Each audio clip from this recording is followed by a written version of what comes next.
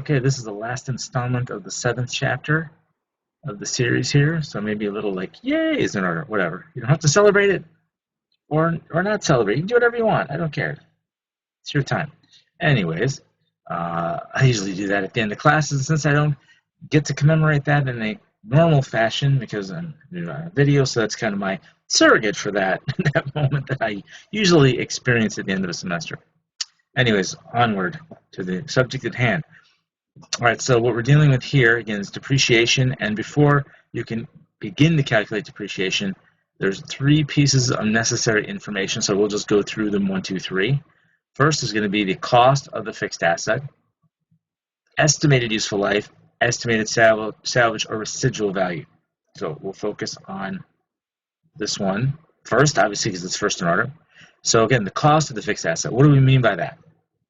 Here's the simple rule to abide. Anything that is a necessary cost to ready it for use should be included in the cost of a fixed asset. I give some examples here. So obviously, we have the base cost of whatever you're buying, and you would also lump on top of that sales taxes, tariffs. Yes, tariffs are paid for by the people that buy things, in case there's any confusion on that front. Shipping costs, preparatory costs, repairs, insurance, permits, anything that sounds necessary to get it ready for use. Simple enough. That's a pretty huge list to try and remember everything that should be included.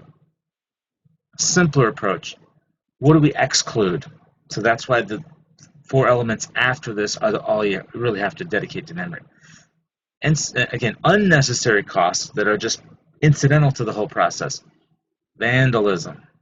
If somebody came in and tagged your bulldozer or whatever, something like that could happen. So that would be an instance of something that's incidental and unnecessary. Fines for failing to acquire a permit. So you needed some repairs done, didn't get a permit, got busted for it, got fined for it. Damage during installation. Whoops. Hired Mo, Larry, and Curly to do the job. Bad idea. They screwed everything up. If that's a little bit out of your time, I don't know how much these 3 stooges still resonate with current generations. Maybe not at all. I'm not going to recommend that you necessarily have to check them out, but if you're curious about their antics back in the 30s and whatnot, go for it. You'll see what I mean. And lastly, uninsured theft. Again, anything like that. So those are your 4. Vandalism, fines for failing to acquire a permit, damage during installation, uninsured theft. All of those are booked as an expense immediately. Right, so they will not be included in the cost of the fixed asset. So just remember those 4. Everything that is not one of those 4 should be included in the cost of the fixed asset. Right, so next up, estimated useful life. And what are we doing here? This is the business's idea as to how long they're going to get usefulness out of this fixed asset. That's just to the company. This is not a commentary on how long-lived the asset is in reality. Like how durable is this in terms of how long will it be around from the moment it's made until the end of time or whatever. We don't care about that. How long will be useful to the company? And we can define useful life in terms of years, which is 2 of the 3 methods we're going to look at will be years, or units. So again, there's one that will define them in terms of actual units that in which we could measure usage of. You'll see how that works later. So again, this is a very conservative number. It's very conservative. So you could set a car as low as 3 years useful life. Why? Because that's the company saying it's only going to be useful to us, to this company, for 3 years.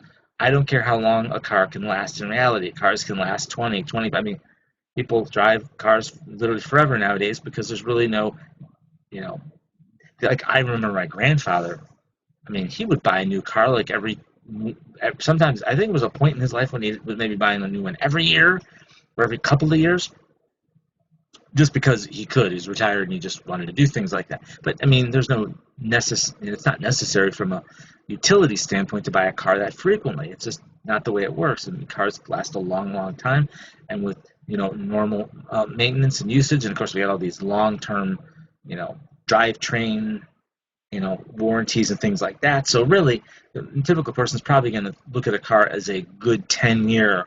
I can get 10 years out of that piece of cake. We don't care in the business. 3 years, we're done. All right, so this useful life is going to determine the increment over which we can allocate the depreciable cost of this fixed asset as what? As depreciation expense. That's ultimately what we're talking about here. And depreciable cost is a very important concept because it's defined right there. I'll try to put a wavy line under it, something different. Cost less salvage value. That's our maximum dollar value of depreciation expense we can take on this fixed asset. We can't take any more than that. So in other words, you're going to say what we paid for it, element 1, minus element number 3. So we will look into this one right now. What do we mean by salvage or residual value? What do we think it's going to be worth at the end of the fixed asset's useful life? So we get to that end of the useful life. What do we think it's going to be worth if we were to sell it? Again, this is another very conservative estimate. Now, the rule here is the shorter the useful life is, the higher the salvage value is. So if we have a car with a useful life of 3 years, that's going to have a higher salvage value than the same car with a useful life of 4 years. In other words, think of it this way. When you go from 3 to 4, you've now added an additional year of usage.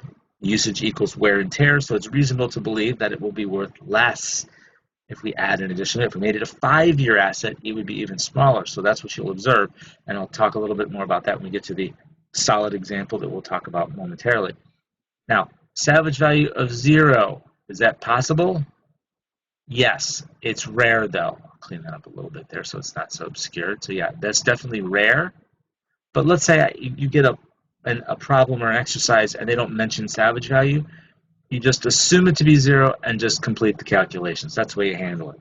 So the absence of a salvage value does not preclude you or anybody, students or anybody we're talking about, from doing these calculations. You would just say, oh, it's just assume it to 0, meaning we plan on depreciating the entire cost of the fixed asset until it has a 0 book value. That's the theory that you're looking at it behind that concept right there.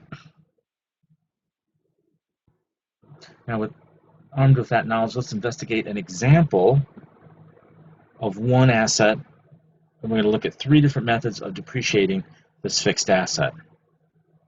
First up is going to be the straight line method, which you'll see where it gets that name in a moment.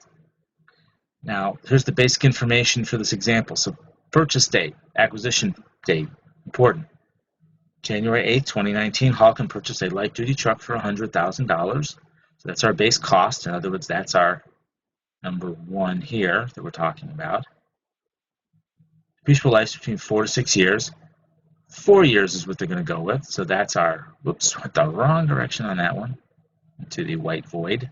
That's our 2, and a salvage value of $10,000.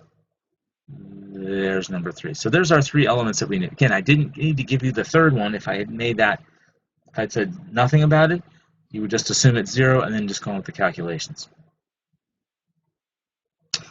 All right, now a little bit of information about these columns, which I'm going to put up on another slide. Again, in the one that was a white void, it'll be filled in just a moment. And there we go. All right, so here's some things about straight line depreciation you need to understand. First up, we're going to define depreciation base as depreciable cost. Those are synonymous with this one. Not all of them is that true. This one's true. What do we pay for it? Minus our salvage value estimate equals $90,000. So that's going to be the basis that we're going to use here. So that's what you're going to observe in this column here. Depreciation base 90 based on the calculation we just did. What about this rate column? Where's that coming from? Okay, for this one, we're going to take just 100% generically, divided by the useful life in years, which is 4. We get 25% per full 12 months. In other words, we're going to depreciate this asset 1/4 of the depreciation base, in this case $90,000, every 12 months. So that means when we get to the end of the 4th year, so we've done 48 months of depreciation, the entire $90,000 will have been used up. And when I say used up, I mean allocated as depreciation expense. And that's going to be the rate we're going to use straightforward through the whole of the January 8th example. All right, so that's what we'll focus on for now. So that's going to be, again, calculation here is going to be 25% times our 90 equals our depreciation expense for each and every year, because again, we bought it at the beginning of 2019, so every year we own it, it's going to be a very boring depreciation schedule because it's going to look like this. All right, so that's our, again, where this is going to be our depreciation expense, and of course what we're tracking down here would be not Tim, time. We'll leave Tim alone for now.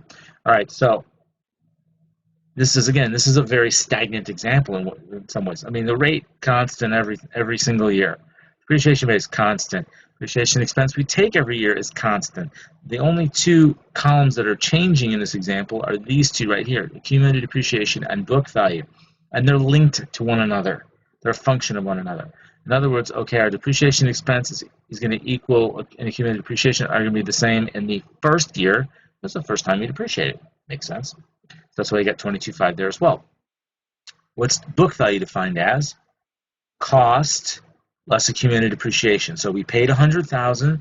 We depreciated it to date 22.5. So take the difference, and you'll get $77,500. Now what's going to happen is, again, it's called accumulated depreciation. Every year we take additional depreciation expense. That's going to go up. So at the end of 2020, it's going to go up another 22.5. So now we're at 45. So now it's going to be 100,000 minus that equals 55. We're going to add another 22.5 in the year 2021. So now this goes up to 67,500. Subtract that from 100, we get 32,500. And then lastly, for our last year depreciation, I said it was going to be kind of boring, and it is. I promised it, and I fulfilled that promise, I believe. 22,500. And now it's up to 90,000, which is equal to what? The depreciation base that we set forth in the beginning of this, and our book value is going to be equal to our salvage value. That's going to happen 100% of the time with straight line. That's why some companies prefer this one, because it's kind of dull, it's boring, it's very predictable.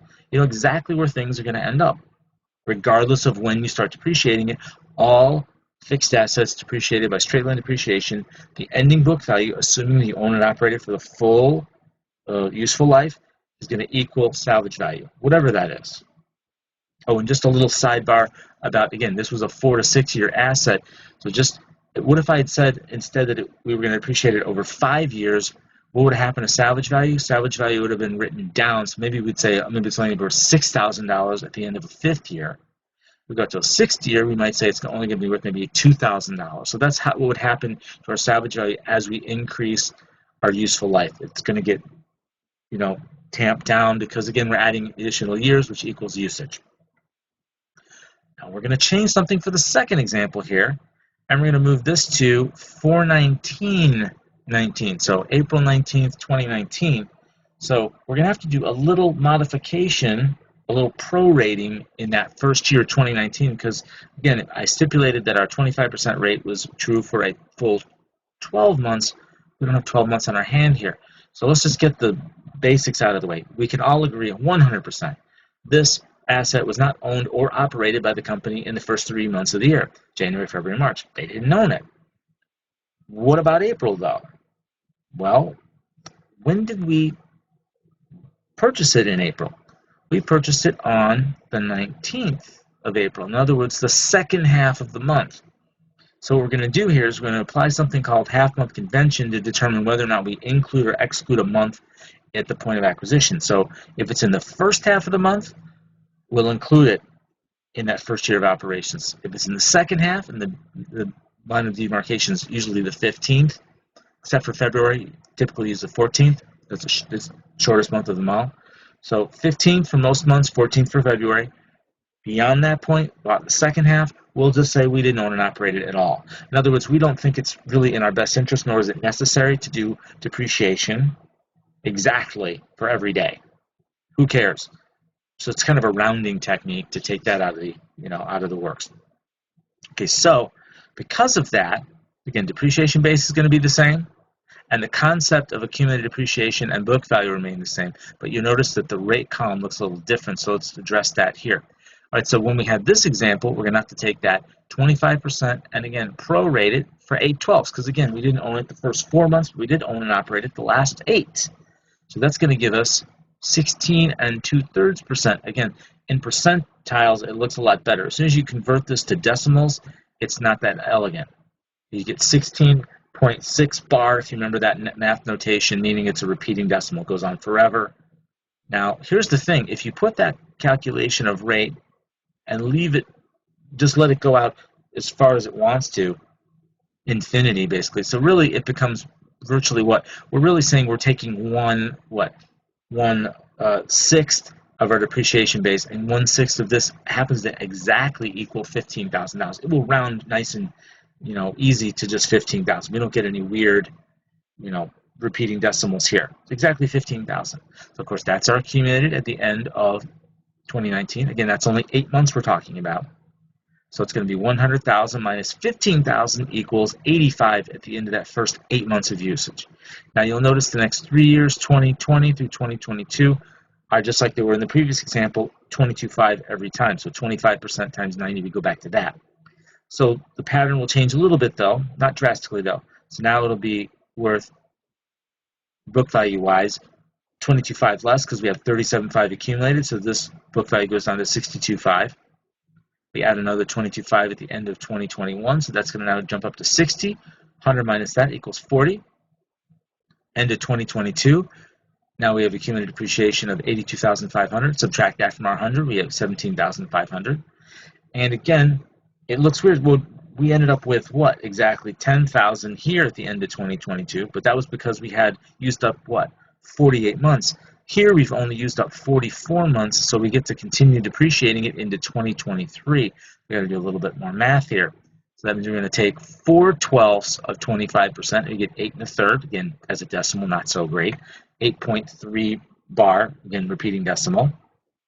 But if you leave it in the calculations like so, it rounds to basically what? So this is 1/6, so this becomes 1/12 of 90,000. Gets us an actual nice round number, 7,500 exactly. So that's going to do what? Give us total accumulated depreciation of 90, same as we had in the other example. Just kind of neatening that up because it got out of control a little bit.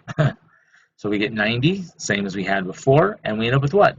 The same ending book value equal to salvage value. So the moral of the story is, it doesn't matter when you begin your depreciation on a fixed asset that we're doing by straight line. Everything ends up in the same place. We end up where? We end up with book value equal to salvage value at the end of the useful life. All right, I'm going to end this installment here because it's kind of long otherwise, and we'll pick it up with the next depreciation method, which is double declining balance, but I will probably throw this one back up just to kind of contrast a couple of things. So see you in the next video.